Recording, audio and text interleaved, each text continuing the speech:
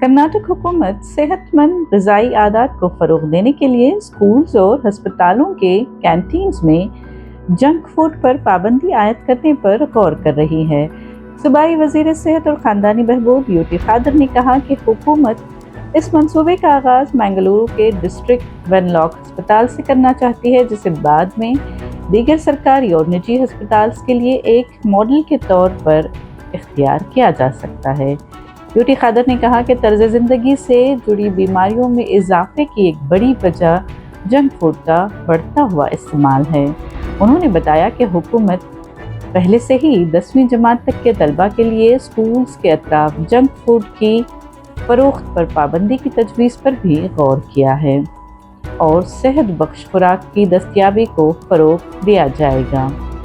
उन्होंने कहा कि फूड सेफ्टी एक्ट हुकूमत को गैर सेहत बख्श खुराक की फ़रोख्त को मुनज़्ज़म करने के लिए इख्तियार फराहम करता है। इसके अलावा खुराक के मेयार की जांच के लिए